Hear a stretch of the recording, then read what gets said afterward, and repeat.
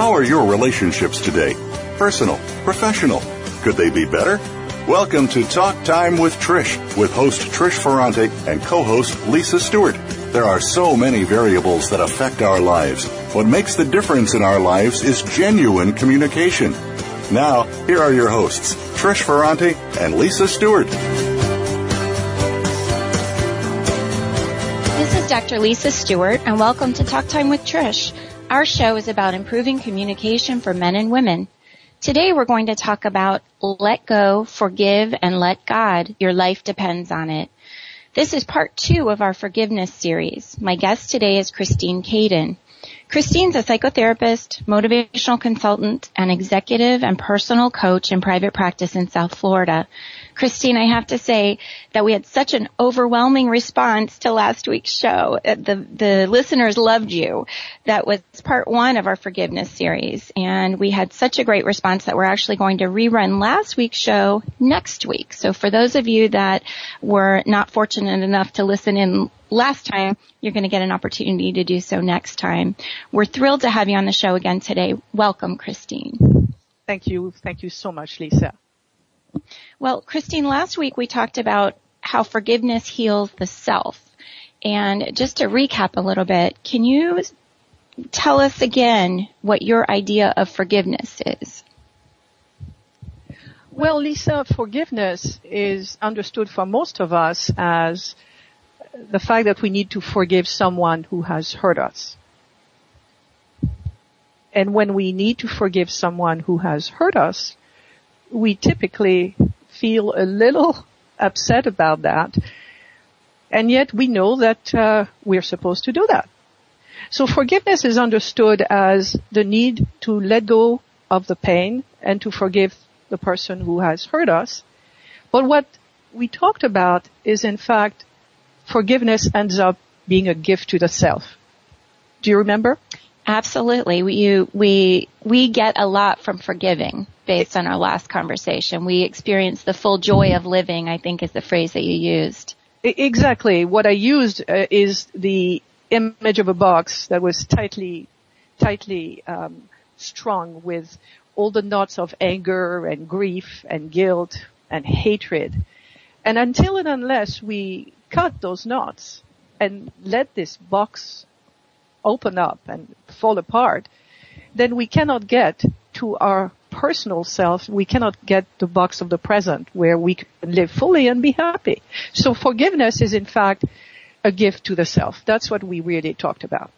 So again, in forgiving, we are able to heal ourselves. So personal healing comes from forgiveness and the joy and the true experience of life when we're able to let go of the anger and the grief and the rage. Now, again, that's not, as we talked about last time, it's not an easy process. You said it's a simple process, if I'm not mistaken, but it's not easy. What are some of the obstacles to forgiving? Lisa, you're absolutely right. It's a simple process because we know we need to forgive and we've been told that it's helpful. But it's not easy because actually a part of us doesn't want to. So we are conflicted, Lisa. A part of us knows we need to do this, and a part of us says, oh, there's no way I will do that. And why? First, if we forgive, there's a part of us that says it's not right. It's not fair. Somebody hurt me and now you want me to let go and he gets away or she gets away with it? No, I don't think so. That's what people are going to perceive and said, there's no way I'm going to do this. All right. The fear, what happens is people fear that if they forgive, the person who hurt them, the abuser, gets away scot-free. Mm. And you're saying that's not the case. I'm saying it's not the case because wherever the abuser is he alive or is she alive or dead? There you are. There you are with your anger, with your grief, with your guilt and shame. And you're still burning inside. So even if you choose not to forgive someone, it's irrelevant to them. Exactly. So they're not the ones that are walking around with all of that pain. You are. Exactly. That's in what we called classical forgiveness, which is the first part of the show. Today we're going to talk about healing the world, and the answer will be different. But for classical forgiveness, whatever you do, you need to do it for yourself so that you can move on and live your best life. And with that comes the sense of peace and freedom. The sense of peace and freedom. And again, what I want to summarize for our listeners is forgiving is not forgetting, and forgiving doesn't mean that you're weak. And also part of the last obstacle I would say is that perhaps we have held on to this anger for so long, Lisa, that we kind of would be lost without it. We've identified so much that now there's a part of us that said, wait a minute. What's going to happen to me if I forgive? Mm-hmm. And then we are really afraid of that. So part of what you're suggesting is letting go of the fear. Exactly. Okay. Well, and again, just going back to last week real quick, we gave some really difficult, serious examples of things that people in general may need to forgive. And those examples included physical abuse, domestic violence, childhood abuse, and really pretty traumatic scenarios. But are these the only cases where forgiveness applies? That's an excellent question. And no, and thank you so much for helping me clarify this. In fact, Lisa, thank you so much for helping me forgive myself, pun intended, for forgetting to say it last week. Okay, number one, forgiveness is an equal opportunity process. There is no time limit on forgiveness, and we can forgive anywhere, anytime, and anything. So it doesn't have to be a real traumatic scenario. It can be something relatively minor, but you know as well as I do, we all tend to, maybe not all of us, maybe not you, Christine, but I know I have held on to things, minor little things, that I probably would have been better off if I had let go of them. Now, you gave me a little teaser earlier before the show began, something about a story about you and your twin sister. Can you share that with our listeners? Yes, I can. And first of all, Lisa, you're right. Let's say it. I'm just perfect. And it started a long, long time ago, age 6, with my twin sister. My twin sister, Monique, would literally drive me crazy. And I would get in trouble because finally I would want to pinch her or punch her. Christine, I'm shocked. Oh, yes. And that's before I became the redeemed character. And then my parents would catch me and I'd get in trouble. So at night, picture this, we were sharing a bedroom, we were saying our prayers, and here's what I would say to God. I'm age 6. Dear God, my sister is really mean. Why don't you take her to hell for the night, but bring her back in the morning? And sure enough, God listened to me, and every night, my sister would go to hell, and every morning, she would come back. So I learned 2 things. Number 1, God listens to me. And number 2, don't mess with the perfect twin. And that's a true story, by the way.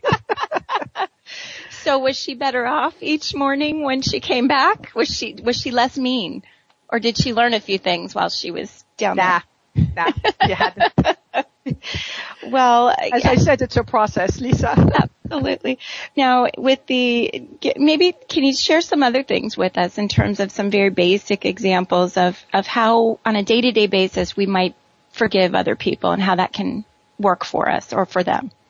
Okay, let's just say we're driving to work and that we are on the road. You can call it the road, the freeway, the throughway, whatever way it is, we're on our way to work. And we're driving, listening to the radio, and this idiot suddenly cuts you off. Now, mind you, You were taking care of yourself, minding your own business, driving perfectly. Remember, you drive well and they don't. It's the usual blame game, right? Of course. And it's true. And it's true. And they cut you off. And if they cut you off really, really badly, you can be a little scared and you can be really, I could feel it in the body. And then you have a choice. You can go and mumble or shout, sometimes in 2 languages.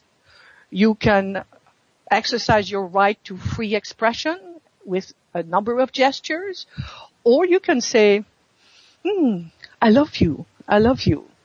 I love you. I let go. Have a good day. That's what you need to do. So I said simple, but not easy. Very simple and definitely not easy. If you have ever driven on the highways in South Florida, you know that probably 98% of the people on the road do not do what you're suggesting. So perhaps you can make a difference in at least decreasing the road rage in our part of the world. What else? What are some other examples? Well, I call it, sometimes I give, the examples of clients, but this one I am going to call the case of John Doe, all right?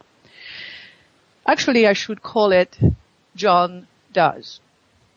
John goes to work, and let's assume he's a decent guy. He was cut off by this idiot. He was nice. He wished the idiot in his heart a good day, and at the same time goes to work, and he was really working hard for a promotion. Remember, John does, and does his job well. And he's waiting, because today he's waiting to hear about the promotion that he really wants to get. And guess what? Somebody else gets it. So he's the one that put in all the effort, all the work, and someone else reaped the benefits. Someone else reaps the benefit. Even worse, sometimes they take the credit for the work he does. Now, how many of our listeners can really, really identify with that? How many of us and how many of you have you done the work not to be recognized or to be bypassed, and somebody says, oh yes, I did that? I think it happens all the time. Absolutely. Absolutely. So now, and you and I have talked before about children, young adult children. And I think you've got some opinions on that in terms of another area where we may feel hurt or betrayed or disrespected. That's true. That's true. And many of our generations, I'm talking for people in their late 50s and early 60s, have actually raised children and tried to do the very best with them. And these children, I don't know what happened, seem to be so disrespectful and so mean. They behave in a way that we never would have dared to behave with our parents. Can you identify with that, Lisa? You know, I can, and my daughter's a little younger, and I'm keeping my fingers crossed that I may have some power over not letting that happen, but I can tell you from the teenagers on up that this frequently, I hear this complaint every day, that there are disrespectful children, and no matter how good of a job you did as a parent, for some reason, it's not working. That's right. We call it the entitled generation. Well, there's a way to call that. It's called the BS generation, and it's called bratty and selfish. And the question is, what do you do with that? You see, all of these examples are day-to-day examples, and you have a choice, Lisa. You have the choice to be angry. You have the choice to feel that you did everything right, and it's not fair that you are being treated this way. But in the end, it is you hurt by not forgiving. So are you suggesting that these parents do anything about it to make the changes? In other words, should they be addressing it with their kids or just forgiving and letting go and not saying anything? I think you can do this at two different levels. You focus on the show on communication. You focus on being authentic. I think you can do this at many different levels. For instance, Lisa, you as a clinician, when a client comes to you and tells you of that situation, what would you recommend they do? If someone shares basically that their kids are being disrespectful and they're having issues. Well, and again, it depends on the age of the children. Sure. But as we advocate on the show a lot, we talk about communication. And I would certainly talk to my clients about, improving their communication as much as they possibly can, and having the parents talk to them about how they feel and ask for change. They may not get it, but at least ask for change. And you're absolutely right, because then in what you just said or what you recommended, at least you hold yourself to the standard of being genuine. You hold yourself to the standard of being clear and being authentic. So at this level, you're absolutely right. But then, remember, this is part two of the Forgiveness Heals the World. There is another way to work with those situations. And perhaps we'll talk about that later. So again, you summarized some really nice points in terms of the different scenarios, and we're going to give the listeners just a little bit of a teaser now. And after the break, we're getting ready to take a short break. We're going to talk some more about the benefits of forgiveness and how to address perhaps some of those day-to-day scenarios, what you can do mentally to get past them and make a difference and perhaps facilitate change in others. Is that what you're suggesting? Absolutely. Okay. It is time to take a short break. This is Lisa Stewart, and my guest today is Christine Kadin. You're listening to Talk Time with Trish on the Voice America Health and Wellness channel. Stay tuned. Better communication means better relationships in every sense of the word. When you communicate more effectively and interact more effectively, your life is lived more effectively. Tune in to Talk Time with Trish, featuring host Trish Forante and co-host Lisa Stewart. Our program is all about the human element. We are all comprised of parts and stuff that we may be aware of or others may be aware of. When we become aware of what others are aware of, it means more to us. Tune in every Friday at noon Eastern Time, 9 a.m. Pacific on Voice America Health and Wellness.